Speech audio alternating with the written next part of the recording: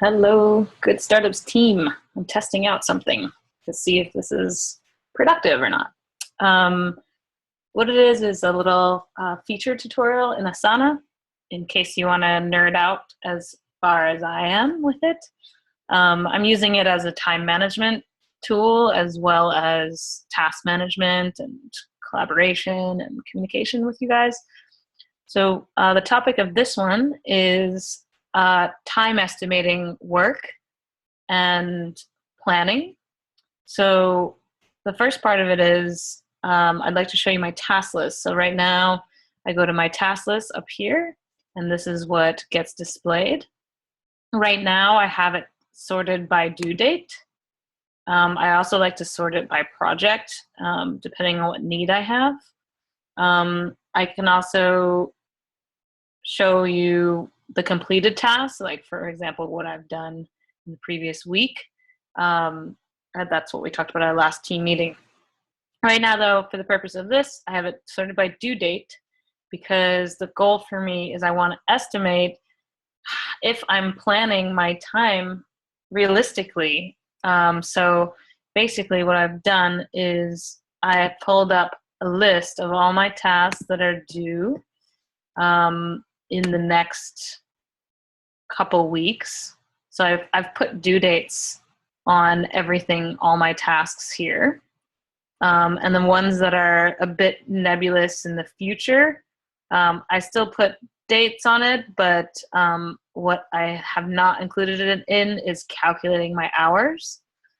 And the way that I've calculated my hours is that Asana has this cool feature where when you type in the task name, for example, this task here, when you type in the task name, you see the number that I have here right in front of the task itself.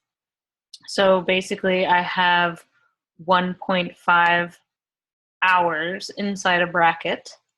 And that's how much I estimate it will take to complete that task. For example, the next one, I have 2 hours. Then I have 1.5, and then I have 0.5. So I use 0.5, 1, 1.5, 2, 2.5, just those kind of round increments.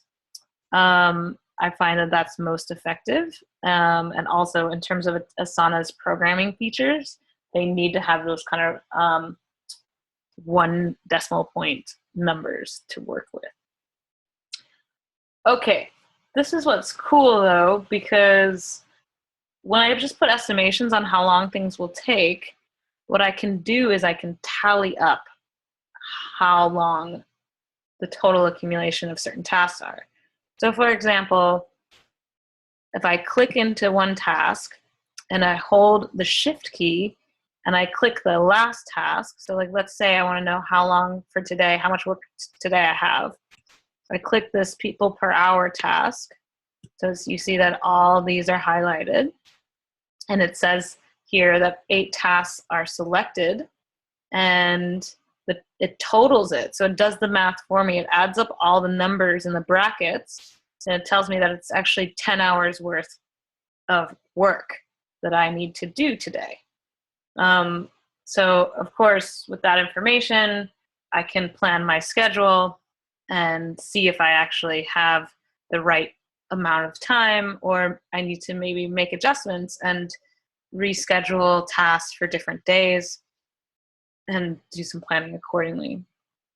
For example, next week, I can see, from now until the end of next week, just by holding the shift key down to the end of next week's date, which is September 30th. And I see I've got 22 tasks and I've got 27.5 hours worth of work.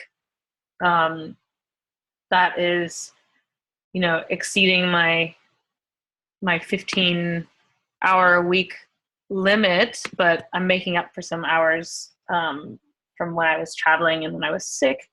So that's fine. And if I just select next week's amount, it shows that it's 10.5 hours.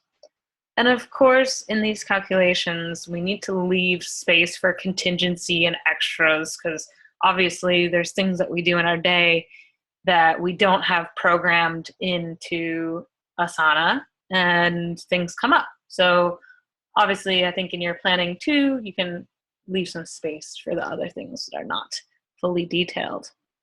One other component of this that I like is in your task list, when you're clicked into My Tasks, this link here, you can click this drop down Actions, and you can sync to calendar.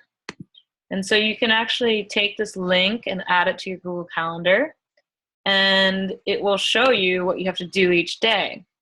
So of course, Asana inside has this calendar view in it itself. So I can look on this and see each day which task I should focus on and when. We also have a team calendar, so we can actually see what people are doing on different days. If that's a useful thing, I'm not sure. I haven't really used it that much. But when we do what I showed you, which is the sync to calendar, sync to calendar from the My Tasks view, we find that, hang on, Google nicely displays, if you wanted to, all the tasks that we have. So I can see here all the things that I need to do, and I have too much loaded up on today. So I'll have to make some shifts, but I was just playing around with this. And I can see, what I've got going on, and then I can see also what else I have during that day. So, I have a snapshot where I see, like, Friday, for example, I've got like 1, 2, 5 hours of work that I have scheduled, plus this, 4:30, 60-minute coaching call. So I can plan my time accordingly and make sure I get the right things slotted in and when. Yeah, kind of interesting stuff. So that's what I wanted to show you. Of course, none of this is mandatory, but I wanted to make sure that you guys were in the know. So you're knowing what the full capabilities are, and how to best use Asana to maximize efficiency. I hope you enjoyed that presentation.